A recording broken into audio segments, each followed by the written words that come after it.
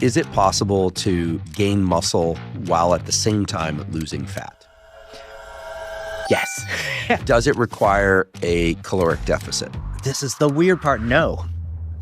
He collected all the studies that witnessed this recomposition phenomenon, with simultaneous gain in lean mass and loss in fat mass, which we didn't necessarily think was possible like 10 years ago.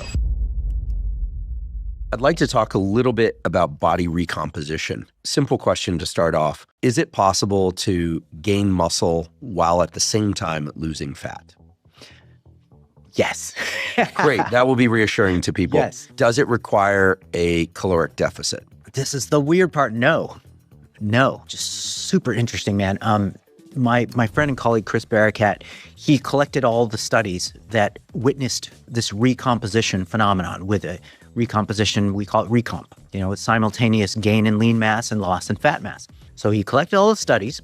He collected 10 studies. This review was put out 5 years ago. So you can imagine there's probably a few more studies that have shown recomp now. So we can say at least a dozen studies have shown this phenomenon, which we didn't necessarily think was possible like 10 years ago. We thought, okay, you need a caloric surplus to gain muscle, and you need a caloric deficit to lose fat. But what happened in these studies is the recomposition phenomenon is, I think, 7 out of the 10 studies was a lean mass gain dominant recomposition. So in other words, more lean mass was gained than fat was lost. So there were net gains in body mass by the end of these trials, which would at least very strongly imply that fat was lost in a caloric surplus. If you were going to suggest to somebody the best way to approach this, let's say somebody, loosely speaking, this is not a competitive athlete, this could be man or woman, assuming that the same advice would pertain to both, is willing to do resistance training 3 to 4 times per week, let's say 3 times per week, do some cardio 3 times per week for about an hour each session for those. And they are willing to eat maintenance calories or slightly over, and their goal is to gain some muscle and lose some fat. Where would you set the calories relative to their needs? Would it be an extra 200 to 500 calories? I realize that's hard to say because we should talk in percentages, but let's just keep it broad for sake of a broad audience. How much more than maintenance should somebody ingest? And let's assume that when they go in the gym, they know what they're doing. They warm up for 5-10 minutes and then they train hard. They take the sets close to failure. They're doing 3 to 6 sets per body part. They're training with meaningful effort. And when they do their cardio, they're somewhere between zone 2 and maybe they throw in a max heart rate workout once a week. They do some sprints in the middle of their zone 2 and go back to, this I think is pretty typical of what a lot of people are willing to do or currently doing. I would say sort of the simple and direct answer is to try to keep the caloric surplus pretty judicious. So 10%-ish above maintenance conditions, which could be for somewhere between 200, possibly 300 calories above what you see as maintenance. And the common thread amongst these recomposition studies was that protein was very high.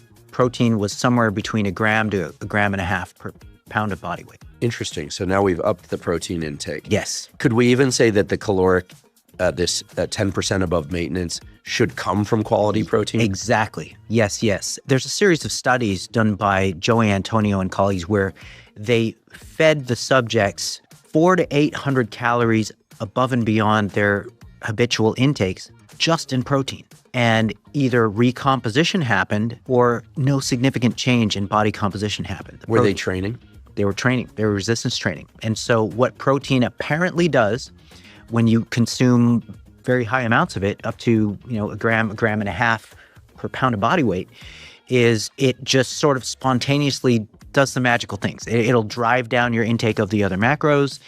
It will potentially increase your exercise energy expenditure and or your non-exercise energy expenditure. It will do odd things. Like I talked to Joey Antonio when he got some feedback from the subjects on his very high protein study where he subjected them to 2 grams per pound for an 8-week period. And he had subjects coming to him saying, hey, I'm like sweating while I'm sleeping. When you say 2 grams of protein per pound of body weight, are we talking about increasing total caloric intake or just using more of one's daily caloric needs devoting more of that to quality protein. See, that's the super interesting and kind of mysterious part. They're literally saying, okay, maintain your usual dietary habits and then just add 50 to 100 grams of protein on top.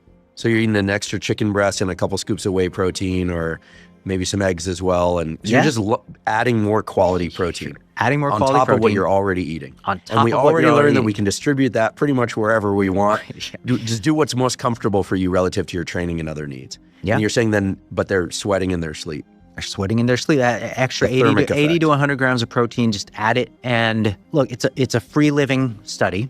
So we're not surveilling people in a metabolic ward. So the increase in protein could have translated to greater energy expenditure through a number of pathways, non-exercise pathways or exercise pathways. It could put more power to the ground during their training. There could have been some, just sort of some magic thermic stuff going on. Who knows?